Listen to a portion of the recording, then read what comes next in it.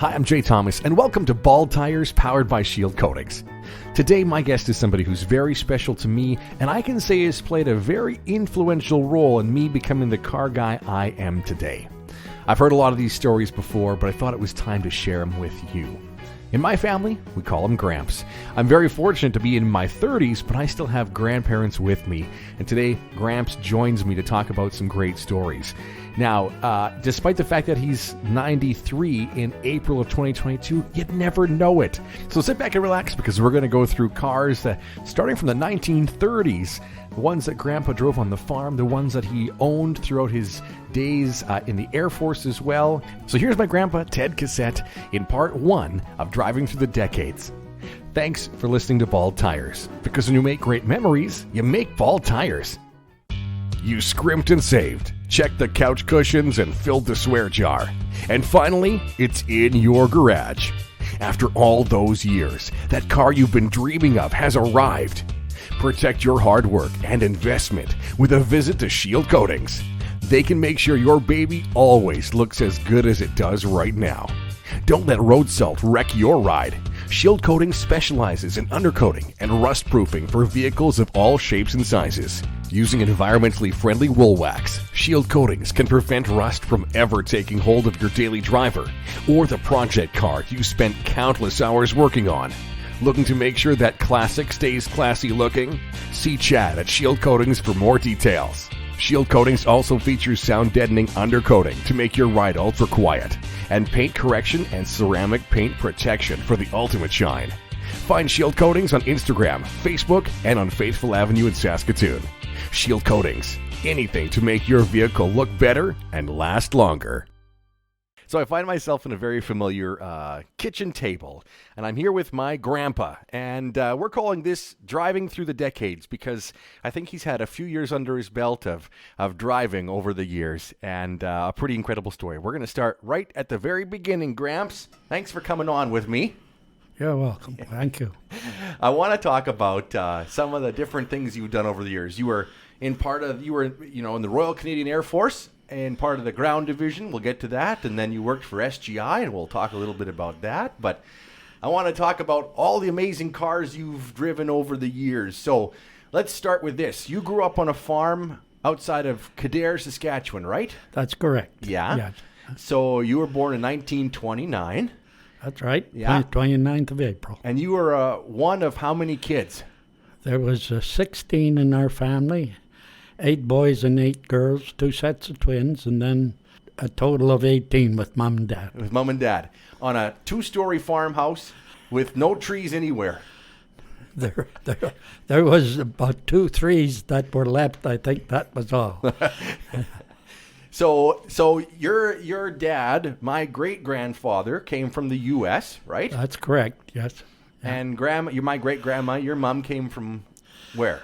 She came from Quebec. Quebec, yeah. So a strong French Catholic family with 16 kids. That is correct, yeah. So when you were growing up, this had been in the 30s. You actually remember the dirty 30s. Yes, I do. Yeah? I do, very much so. What was it like? Well, we by the time you were old enough to start milking cow, that was probably our first job. Yeah? Because there was a lot of cattle. We had a big dairy herd, and I believe by the age of 9, you were introduced into milking cows, because that was part of our livelihood, was the dairy. Mm-hmm. The cream, and milking lots of cows, and that was good income. All that cream and butter were all shipped to Moose Jaw, and from there, of course, went and got to market. Yeah. Now you guys did grain too, right? Yeah, we had grain, but the bad years, the 30s, were the 30s. There was a lot of years where the crops were planted, but with no rain and lots of wind. There wasn't Wasn't anything. we'd end up with any. Some of the authorities in farming area thought maybe that some farmers should try to grow millet. Well, we got the millet, and that was not bad, but after the good years started, trying to get rid of that millet, because it was just like a bad weed. Okay. It would just keep coming up next year, next year. That's right. Yeah, yeah, yeah. So tell me, you know, when you were going to school, how far was the school away from your house? School was about 2.5 miles, and we walked to school generally. In the winter time, when it was extremely cold, we had a horse and sleigh. Yeah. And it was quite fun. Sometimes we'd tie a toboggan behind the sleigh, and you'd be trying to have a good time as well as going to school to get there and to come back at night. Now, you had a special job at school, right? Yeah, by the time I was about 11 years old, I got the job to make the fire at the school in the basement, big, huge furnace. It was coal-fired.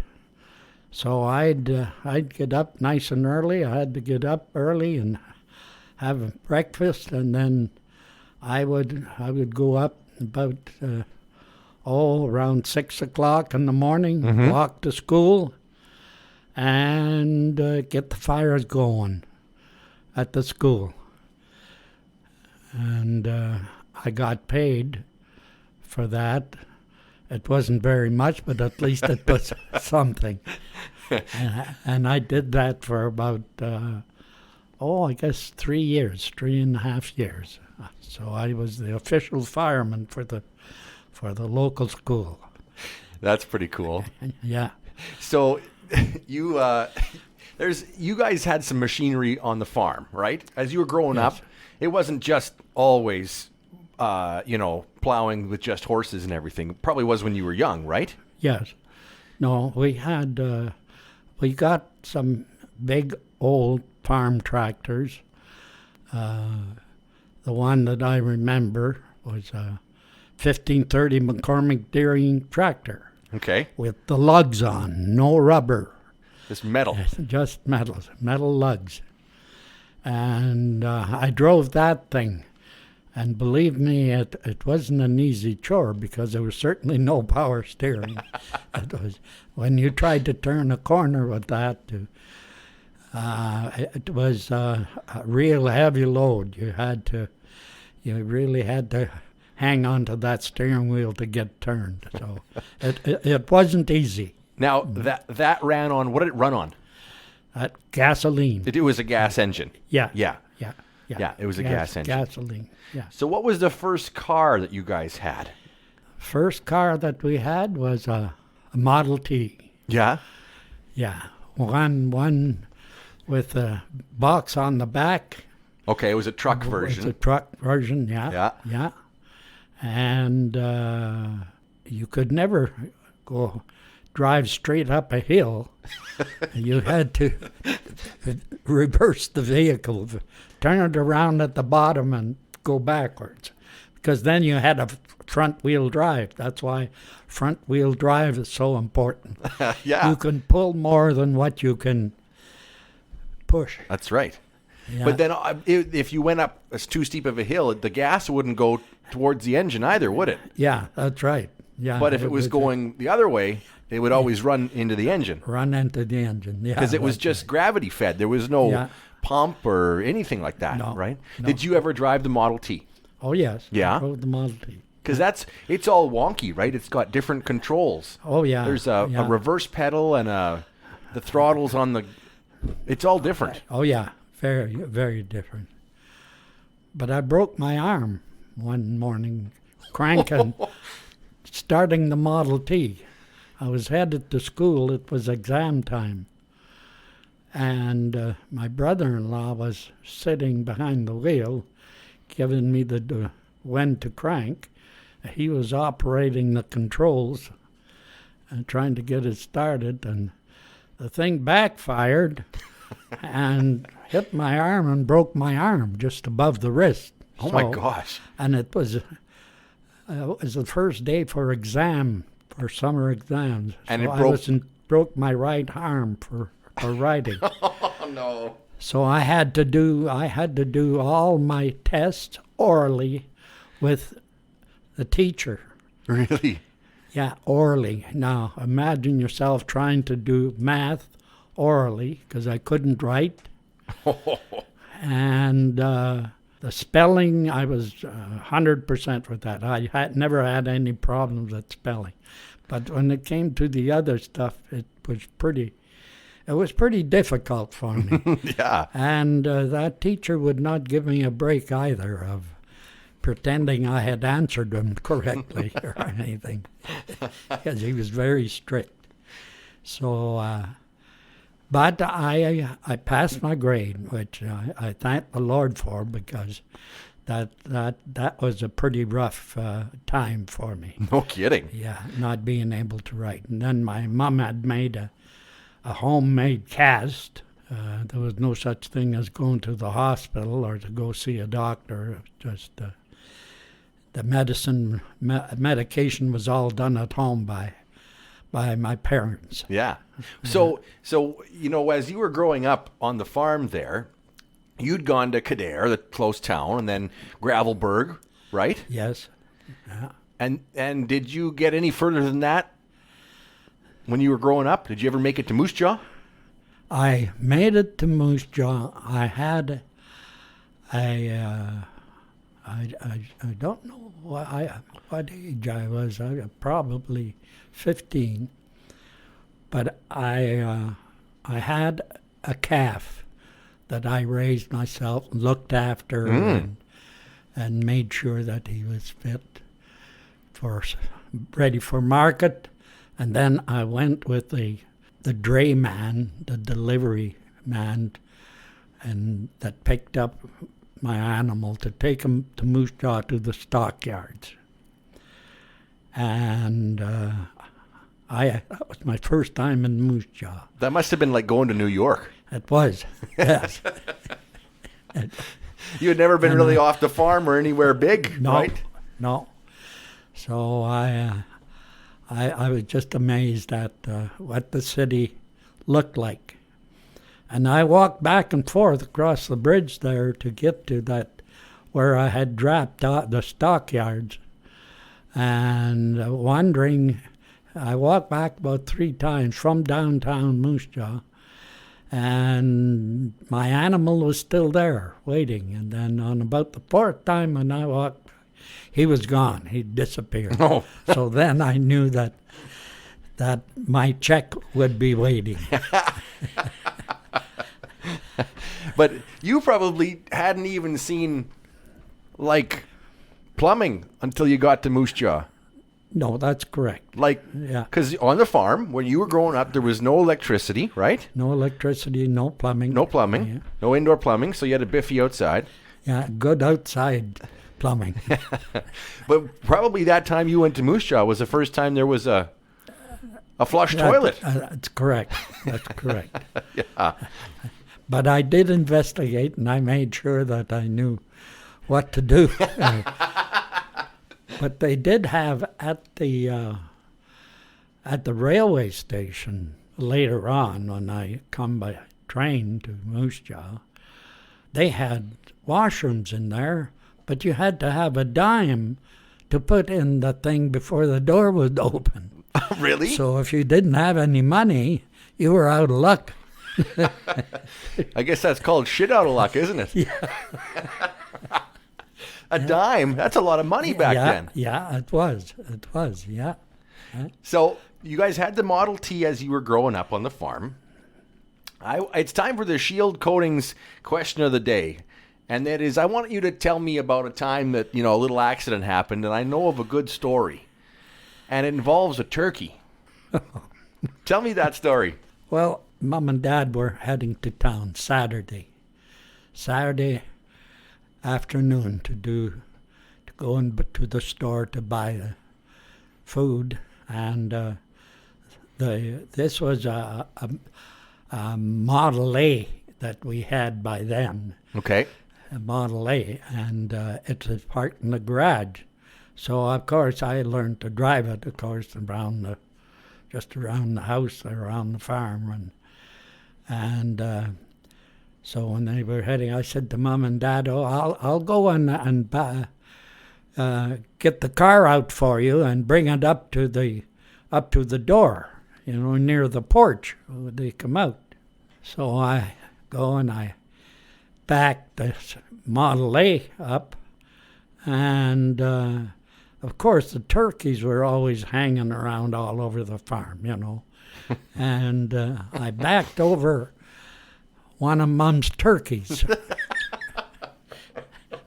And I thought, oh my God, that's not a good situation. What am I going to do now? So anyway, they were still in the house. They hadn't come out yet.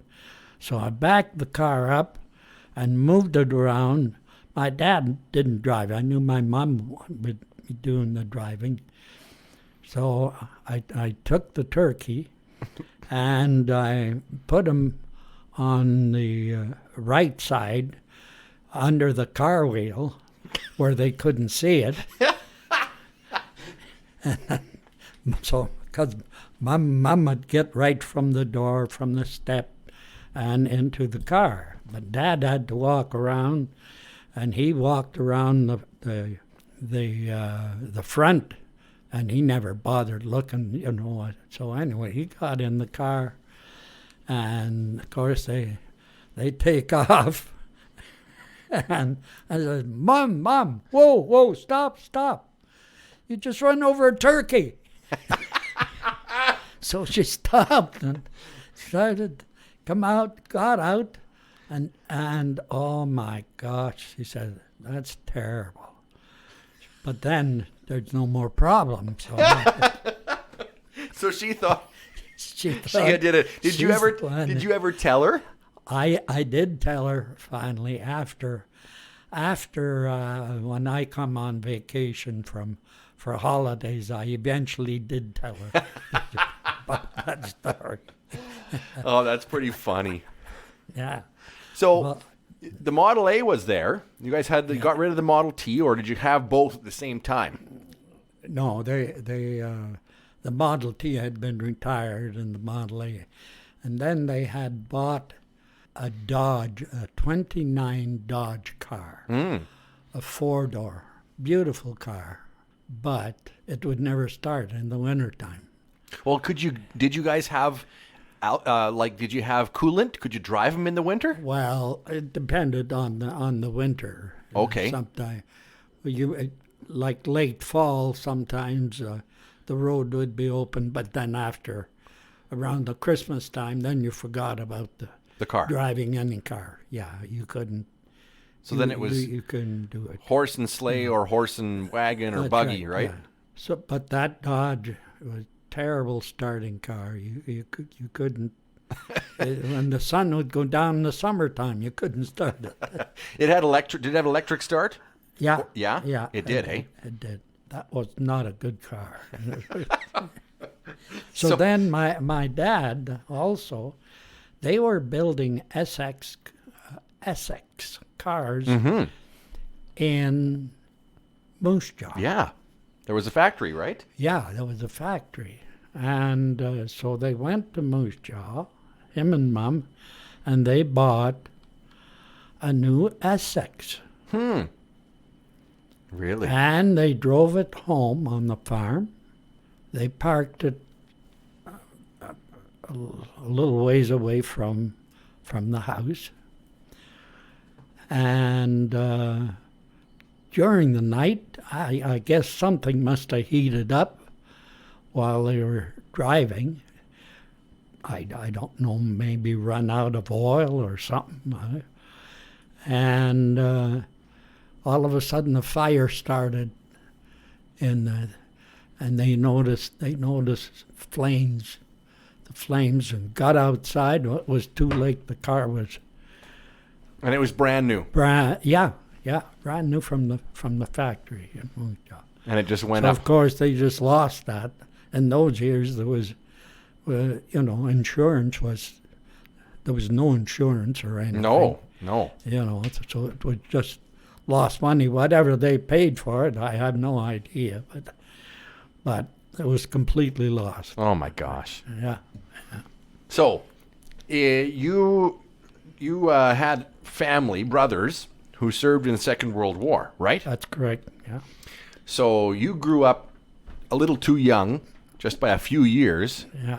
to be part of that. But what year was it when you joined the Air Force? I joined the Air Force in 1947 So, in the fall. But then they would send me the train ticket and all the necessary meals and everything. And because of the terrible hard winter, rough winter, I had to go by train from Kildare to Moose Jaw and then take another train from Moose Jaw to Saskatoon. But I get as far as Moose Jaw, terrible, terrible winter there was. So I'd get as far as Moose Jaw, and I tried to get further on, and I couldn't make it, so I'd have to return back home. And finally, in April of 47? of 48, 48.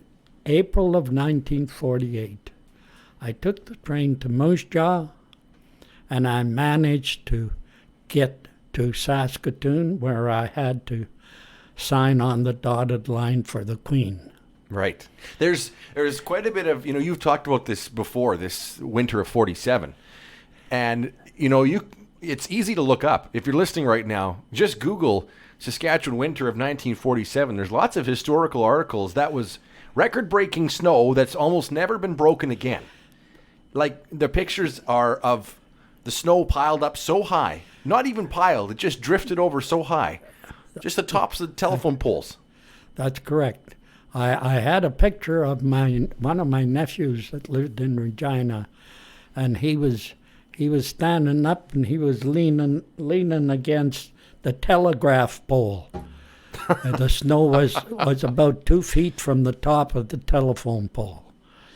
That was published into the Leader Post in Regina. There was probably no going to the store for food or anything like that over that winter, was there? Like, did you guys even get off this farm for 6 months?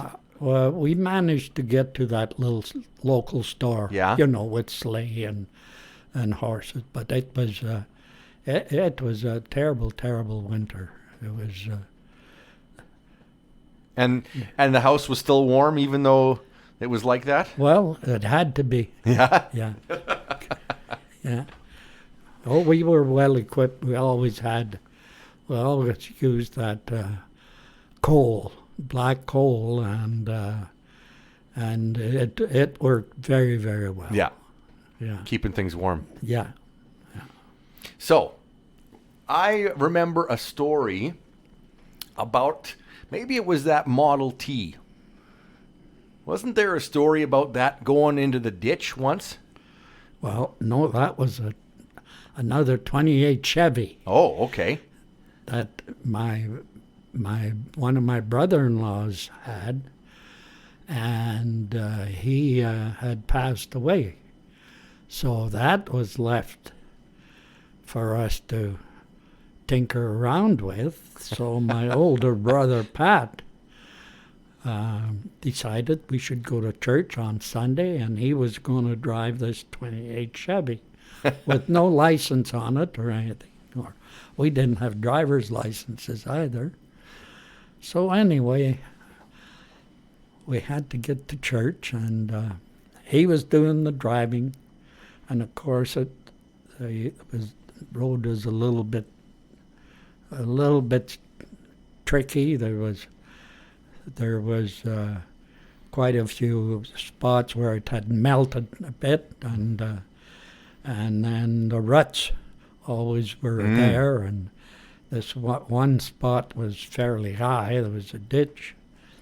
And we were going so nice and slow, and then all of a sudden, the old girl decided to.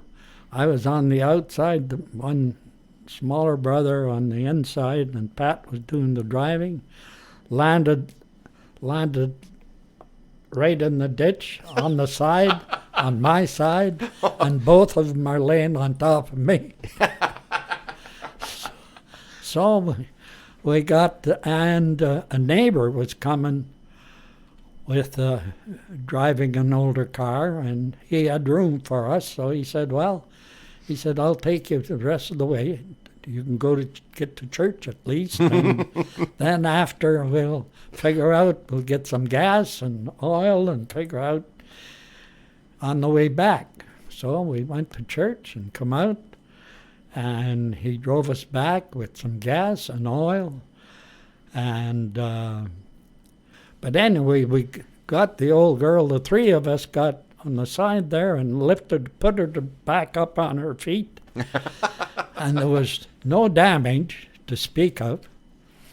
And we checked the oil, put the oil in, and radiator, and the gas, got some gas back in her, and cranked her up, and away she went. And nobody ever knew? No. Nobody ever found out? No. Your secret with the three of you, right? Yeah. Yeah, I don't think you can tip a car over anymore and pick it back up, can you? No. No. There'd be lots of damage. There would, yeah. Yeah. So, 1947, the winter happens. 1948, you finally make it to Saskatoon. And at this point, did you have a driver's license? No, I didn't have a driver's license. You drove on the farm around there, Yeah. but that wasn't really required yet, was it? It wasn't really enforced in those years. No. People could drive if they wanted to, right? Yeah, pretty well. Pretty well. Yeah. Like your mom did all the driving. Did she have a That's right. license? No. No. But that's just the way it went then. Yeah. So where was the first stop after Saskatoon? You sign on the dotted line. Where did you have to go from there? Well, we got on the train and ended up in Trenton, Ontario. Wow. For Manning Depot. Now that was a big, should we say, experience. To all of a sudden you're on a base that has about I don't know at the time 2,500 airmen, and everything is new and everything is completely. You just got off the farm. You'd been to Moose Jaw once. Yeah. A second time, then Saskatoon, and that must have been something else. Yeah. And then all of a sudden you're in Ontario. Yeah. Life looks pretty different all of a sudden. Yeah. But you have to, like the saying is, you have to pull up your boots and get into it and start doing your thing. Yeah. And we're fortunate. We had very good instructors, and, they realized, most of them realized that, you didn't know anything about the military, what to expect or anything. So they were quite good. Of course, there was a lot of the guys that had been released after the war and decided to come back in at the same time. So they were in your group also. They had to go through the Manning Depot thing again. So they were okay because they knew what to expect and everything else. Right. And so it was, it made it easier in some ways for us because, you could ask those guys, what's going to happen, that's going to happen, what's next, and they could, because most of them were quite decent guys, and they wouldn't give you no bad runaround or anything like that. So it was pretty good. So you were doing basic training there, right? Yeah.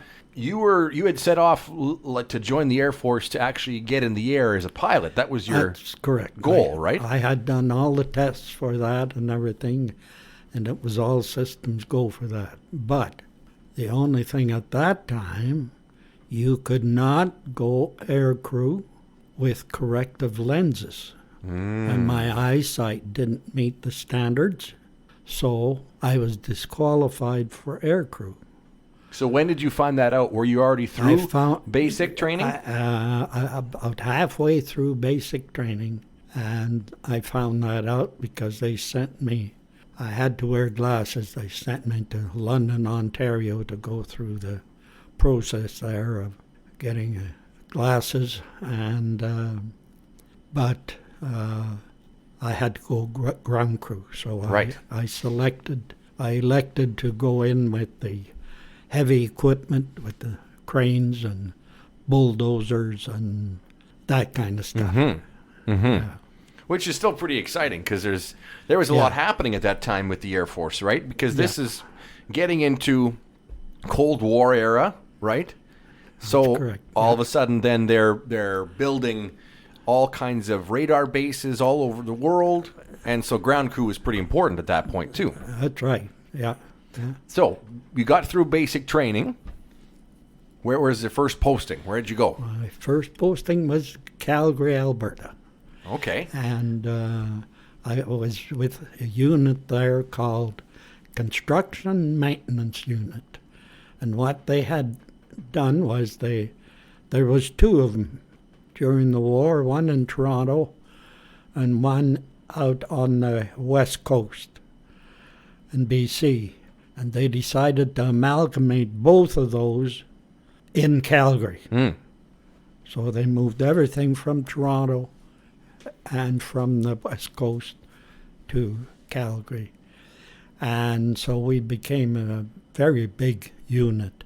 And they were having problems with contractors, the Department of National Defense, and they had a Royal Commission, and they found out that they were on, the contracts that they were on were cost plus. Well, up in the Arctic, anything with cost plus, it ends up costing, you don't know what it's going to cost. So they had a big investigation, and they found out that they had to do this to control all this, some of the contracting that was going on. Nothing was being completed.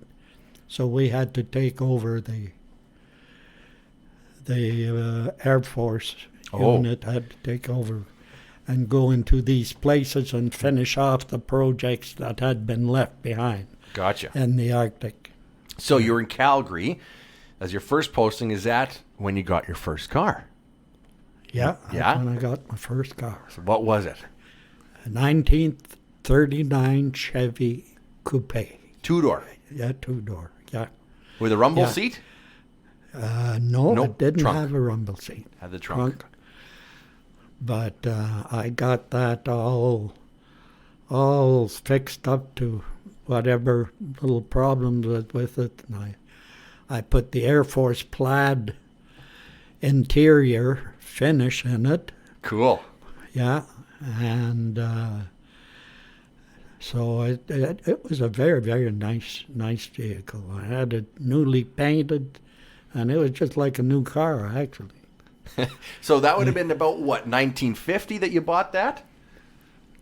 Because if you went through basic training in 48... Yeah, 1950. So it was just... Towards the end of 1950. It was 11 years old, that car, when you got it. Yeah, and then my wife and I drove it to Saskatoon, but the highways then, of course, weren't too good.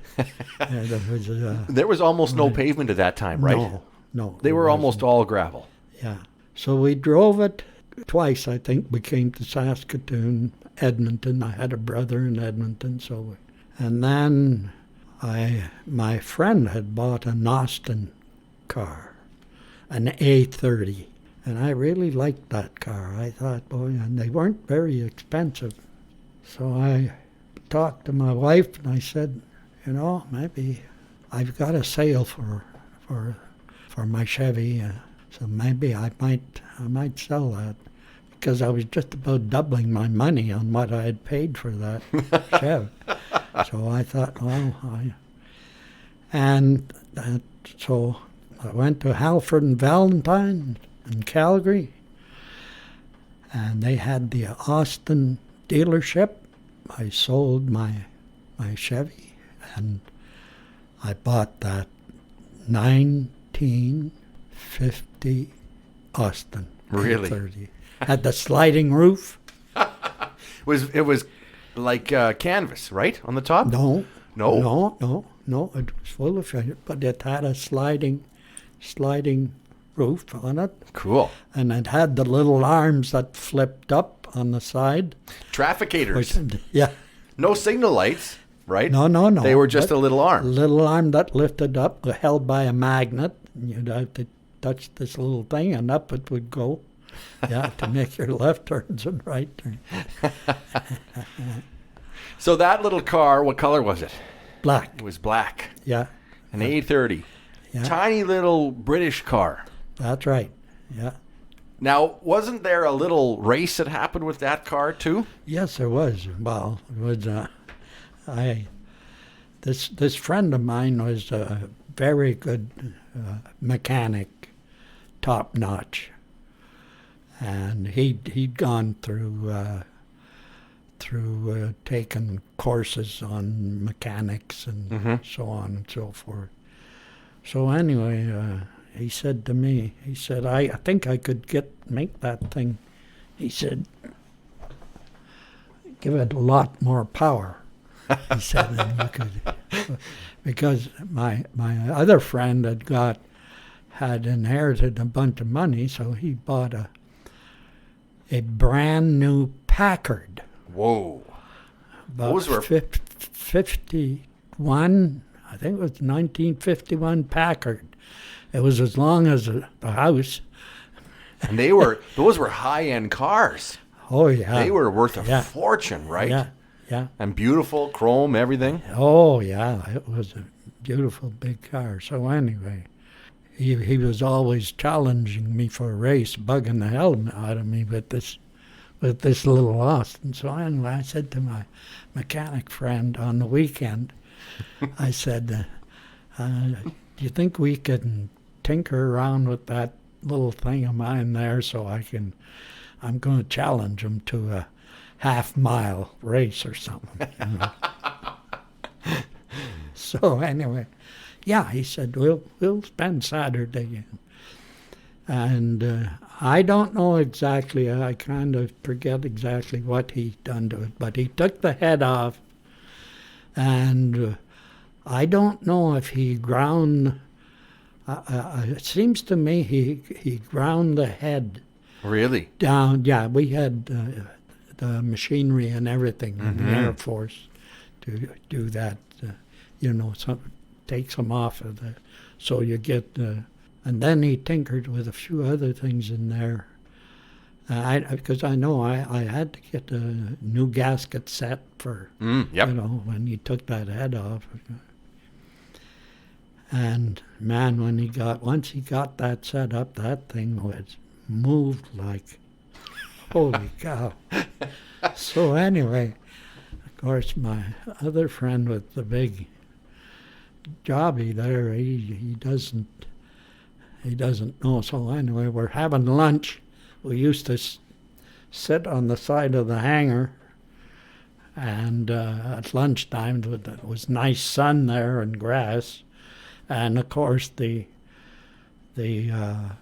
tarmac was right there to get to the runways. So this is where we decided to have our race.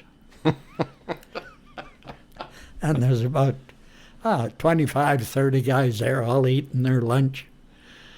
And, okay, so the big race is on. Well, we took off, and I left them behind the first quarter mile. I left them behind, and he was so mad. And then, of course, after going any further, then that once he got that wound up, but it was so sluggish, it was so heavy, it wouldn't but on the initial takeoff, I was okay. But, Just gone. but that's where, yeah. So, and he was so mad. He was going to sell that car. His brand new car. Yeah. That's pretty funny. So, you were in Calgary, Alberta. You had your little A30. Now, was there like a 1950 Ford that had come along at some point a little later? Yeah, I got a 52 Ford. Yeah. That had that centerpiece on the nose, right? It was almost like Yeah. a little bullet Yeah, that's right. in the middle of the grill, right? Yeah. Yeah. Where did that car come from? I went downtown. I traded in my Austin. Really? Yeah. The first one. Yeah. I traded in my Austin.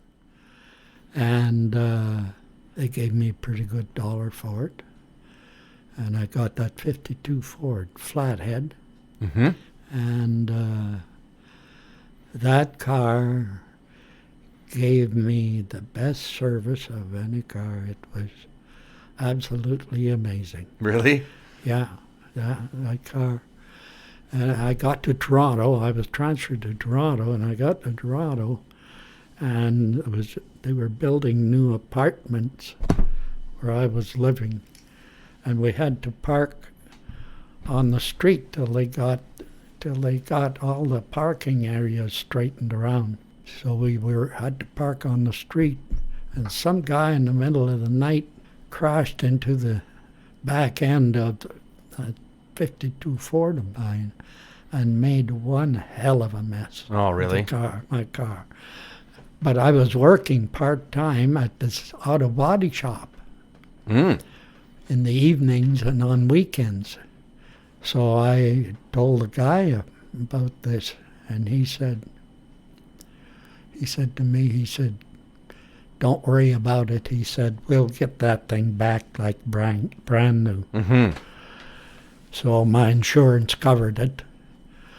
And when it come out of there, it took about 2 weeks, but when it come out of there, it was just like brand new. Perfect again. car. Yeah, yeah.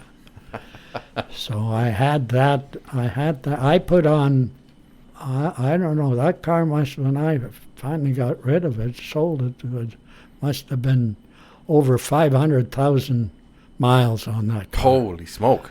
Yeah, Wow. had a lot of miles. Low maintenance, and it was Just very go very forever. Good. Yeah, The best steel still in those, Yeah. right? that's right. Yeah, So the little Ford was there, but you got yourself a second Austin, right? An A40. yeah. Oh, yeah. Well, that was in Kingston. Yeah, Kingston. There I decided to buy it. I was on temporary posting to Kingston, and then the newer models came out. So I decided to buy a A40, and when I was transferred back to Calgary with that thing, my wife was pregnant. I asked her doctor if it was safe for her to drive to Calgary, and he said, well, and I said, should I fly her to Calgary instead, and I'll drive Mm-hmm. to return? And he said, no, you're better off to take her with you in the car. Oh, really? Yeah. So we drove back, and from Toronto, I got to Minot, North Dakota. Oh, okay. Through the States. Yep. Yeah, all the way nonstop from Toronto to Minot, North Dakota. Oh, We had a nice sleep there, and then visited my family in Kildare on the farm, and the next morning left to get home to Calgary, and we got back to Calgary at about 10:30 at night, and 1:30 in the morning my wife wakes me up and said to me that you'll have to take me to the hospital. holy. So up, I took her to the hospital, and that's when our first baby was born. Holy smoke. Yeah, That's something else. Yeah. So that was cutting it pretty fine. No kidding. But we did make it. Yeah. So a couple of Austins, those are little cars. They really are. Yeah. That Ford we talked about. Was there anything else in there that you owned that you remember? After that, I got that 55 Buick. Yeah, that's right. Yeah. The Marilyn Monroe one. So where did you find it? That one was used by one of those ladies' products. Yep. Like Mary Kay or something like that. Yeah. Mary Kay. Whatever they were selling back then. Yeah. And it was pink And black. and black. Yeah. Pink and black. Pink and black. A 55 Buick. Yeah. Special, Yeah. right? Yeah. Standard tranny. Really? Yeah. Standard transmission. Good car, good vehicle. I had transmission troubles with it after a while. But other than that, my friend and I took the tranny out ourselves. And it was just a small transmission and Yeah. got the necessary gears and bearings and stuff and put it back together. She was as good as new again.